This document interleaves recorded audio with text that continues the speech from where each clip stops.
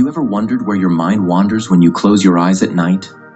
We've all been told that sleep is simply rest, a time when our brain powers down to recharge for another day. But that explanation barely scratches the surface of what's really happening. The truth about consciousness during sleep runs far deeper than conventional wisdom suggests. Think about it for a moment. If sleep is just rest, why does your mind create entire worlds, conversations, and events that sometimes feel more vivid than waking reality? Why do you visit places you've never seen and interact with people who don't exist? The standard explanation just doesn't hold up under scrutiny. Contrary to popular belief, your brain doesn't actually shut down when you sleep. It activates in fascinating ways. During deep sleep, certain brain functions do slow down, but the moment you start dreaming, something remarkable happens. Brain scans reveal that specific regions become just as active, if not more active, than when you're fully awake. The visual and emotional centers light up like a city skyline at night, creating those intensely vivid images and profound emotions that characterize our most memorable dreams.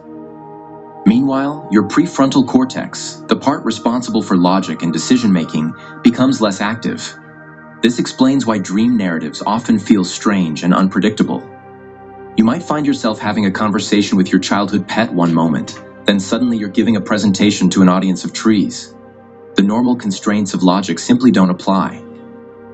This pattern of brain activity raises an intriguing question. If parts of your brain are working overtime during dreams, how can sleep be considered rest? The answer lies in understanding that your brain doesn't rest in the way most people think. Rather than shutting down, it shifts into a different mode, one that's not focused on processing external stimuli, but instead turns inward. Your consciousness isn't switching off. It's simply moving to a different level of awareness. What's particularly fascinating is how this shift affects our perception of reality. When you're dreaming, the experience feels completely real until you wake up. You don't question the bizarre scenarios unfolding in your dreamscape because, in that moment, they make perfect sense. It's only upon waking that you realize how strange it all was. This suggests that our sense of reality is more flexible than we might like to admit. It's whatever our consciousness perceives as real in any given moment. Did you know that your brain might be producing one of the most powerful psychedelic compounds known to science every single night? It's called DMT, dimethyltryptamine, and it occurs naturally in many plants and, remarkably, in the human brain. Scientists believe the brain releases DMT when we enter REM sleep, potentially explaining why dreams often have that otherworldly, transcendent quality. People who have taken synthetic dimethyltryptamine DMT report experiences strikingly similar to dreams, encountering strange landscapes, meeting mysterious entities, or feeling as though they're being shown hidden truths about existence. The parallels are too significant to ignore. If the same compound is at work during both experiences, it suggests a profound connection between dreaming and altered states of consciousness. This chemical relationship raises some provocative questions. If our consciousness can be so dramatically altered by brain chemistry, are we truly experiencing objective reality when we're awake? Or are we perceiving just a filtered version of something much bigger? Perhaps what we call normal waking consciousness is simply one position on a vast spectrum of possible awareness states, with dreams representing another position on that same spectrum. The implications are mind-bending. It suggests that the boundary between dreaming and waking, between fantasy and reality, might be more permeable than we've been led to believe. The solid, dependable world we navigate during our waking hours could be just one interpretation of reality. One that's useful for survival, but not necessarily more true than what we experience in dreams. Consider how dreams often reveal emotional truths we're avoiding in waking life, or present solutions to problems we've been struggling with. Sometimes you'll wake up with a clear answer to a question that had been troubling you for days. These moments of dream insight suggest that our dreaming consciousness has access to perspectives and information that our waking mind struggles to reach. And then there's the question of meaning. If dreams were merely random neural firings, just the brain's way of processing the day's leftover information, why would they so often feel profoundly meaningful? Why would they contain symbols and narratives that seem to speak directly to our deepest concerns? The presence of DMT in the dreaming brain suggests that there might be method to the madness, that dreams might be a kind of naturally occurring psychedelic journey with its own inherent wisdom and purpose. Dreams sometimes reach beyond the boundaries of what should be possible. Throughout history, people have reported dreaming of future events with eerie precision. Abraham Lincoln famously dreamed of his own assassination days before it happened. But you don't need to be a historical figure to experience this phenomenon. Perhaps you've dreamed of a person you haven't seen in years, only to run into them the very next day. Maybe you've seen an event unfold in a dream that later played out exactly as you saw it. If dreams were just random brain activity, just neural noise, why would they occasionally provide accurate glimpses into the future? Could it be that during sleep, consciousness steps outside the normal flow of time, accessing information beyond conventional perception? The implications are profound. It suggests that time might not be the linear progression we experience in waking life, that past, present, and future might coexist in ways our waking minds cannot grasp. The way time behaves in dreams supports this possibility. Most of us have experienced dreams that seem to last for hours, even days, only to discover that mere minutes have passed in the waking world. This isn't just an illusion. Scientific studies suggest that time perception in dreams operates according to different rules. During REM sleep, the brain functions on an alternative internal clock. Some lucid dreamers have even tested this by setting up experiments where they count or perform tasks inside dreams, then compare the duration to real-world time. The results consistently indicate that time dilation occurs. Consciousness inside dreams isn't bound by the same temporal constraints as waking life. A 5-minute dream might contain experiences that would take hours in the waking world. This disconnect between dream time and world time raises fascinating questions. If our minds can experience time differently when dreaming, could it mean that consciousness itself isn't strictly tied to physical reality? Could dreams be evidence that time as we understand it is more of a mental construct than a fixed law of nature? And what about those moments of dream precognition? Are they truly glimpses of future events, or is something else happening? Some researchers propose that what appears to be precognition might actually be heightened intuition. The dreaming mind processing subtle cues and patterns that the waking mind overlooks, allowing it to make accurate predictions. Others suggest more radical possibilities. That consciousness might exist partially outside of time, or that dreams might sometimes connect us to a field of information that transcends temporal boundaries.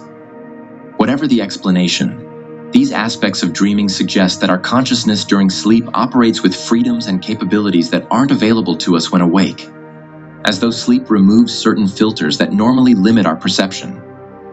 Have you ever experienced that terrifying moment between sleep and wakefulness where you're fully aware but completely unable to move? Sleep paralysis represents one of the most enigmatic boundaries of sleep consciousness, a state where you're trapped between worlds, often accompanied by disturbing hallucinations.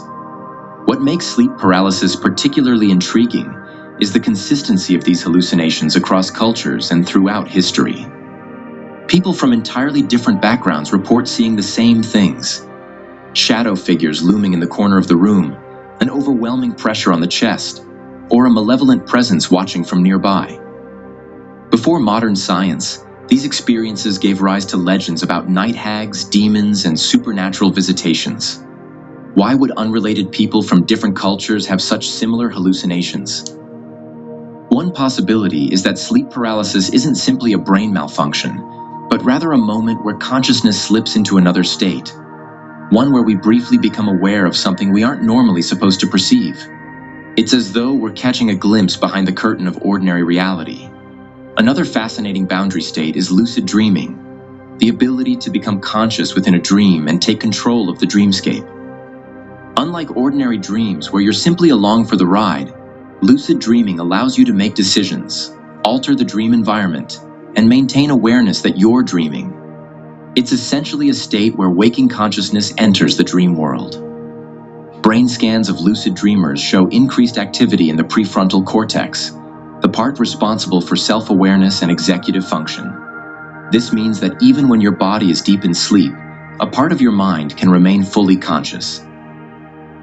But why would this ability exist at all? If dreaming were merely random neural activity, why would we have the capacity to recognize it as such and take control? Some researchers believe lucid dreaming represents more than just a curious mental trick. It might be evidence that consciousness isn't fully tied to the physical world. The fact that we can maintain awareness while the body sleeps suggests a certain independence between mind and matter. And then there are those profound moments just before falling asleep or waking up, the hypnagogic and hypnopompic states, where consciousness seems to drift and flow like water. In these transitional spaces, you might experience vivid flashes of imagery, hear snippets of conversation that no one spoke, or feel as though you're floating above your body. These liminal experiences further blur the line between sleeping and waking consciousness, suggesting that rather than two distinct states, there might be a spectrum of awareness that we move through each night. Why do we forget most dreams? You wake up with vivid memories of a dream, convinced you'll remember it forever, but within minutes it fades away like morning mist. If dreams were truly meaningless, why would the brain work so hard to erase them? And why do certain dreams stay with us for years, while others vanish instantly? The hippocampus, the part of the brain responsible for memory, operates differently during sleep. It doesn't store dream experiences the way it does waking memories. Some researchers propose this is because dreams serve a different function. They aren't meant to be remembered like normal experiences, but instead processed and discarded once they've served their purpose. Another perspective suggests that forgetting dreams might be a form of protection. If we remembered all our dreams in vivid detail, our sense of reality might become blurred. The brain may be designed to filter out these experiences so that we don't confuse dream life with waking life. But the fact that some dreams stick with us for years suggests that certain experiences within dreams might hold more significance than others, as though the mind selectively preserves the dreams that matter most. Among the most persistent myths about dreaming is the belief that dying in a dream means dying in real life. Countless people have experienced death in dreams and awakened unharmed, but the connection between dream death and transformation runs deep. Many who experience dream death report waking with a profound sense of clarity or significant change in their perspective. Neurologically, sleep and death do share certain similarities. In both states, awareness separates from physical reality, bodily functions slow down, and external stimuli lose their importance. Some near-death experiences even describe sensations remarkably similar to dreams. Floating, meeting other beings, or seeing past memories unfold. If dreams represent a form of temporary disconnection from physical reality, perhaps they're training the mind for the final disconnection that comes with death. Dreams might be serving as a nightly rehearsal for the ultimate transition of consciousness. The multiverse theory from quantum physics offers another intriguing perspective on dreams. It suggests that infinite versions of reality exist simultaneously. Could dreaming be a way for consciousness to momentarily shift into alternate versions of reality? Some researchers propose that dreams might not always be pure imagination, but instead glimpses into parallel dimensions. While mainstream science hasn't validated this idea, many spiritual traditions throughout history have claimed that dreams allow the soul to travel outside normal existence. Whether we view dreams through the lens of neuroscience, psychology, or more metaphysical frameworks, one thing is clear: sleep is not merely sleep. It's a doorway to something far deeper than conventional wisdom suggests. A nightly journey into realms where consciousness operates by different rules. In these realms, time bends, impossible things become possible, and perhaps most importantly, we encounter aspects of ourselves and reality that remain hidden during waking hours. As you close your eyes tonight, remember that you're not just resting. You're embarking on another journey through the unexplored territory of your own consciousness. What will you discover there?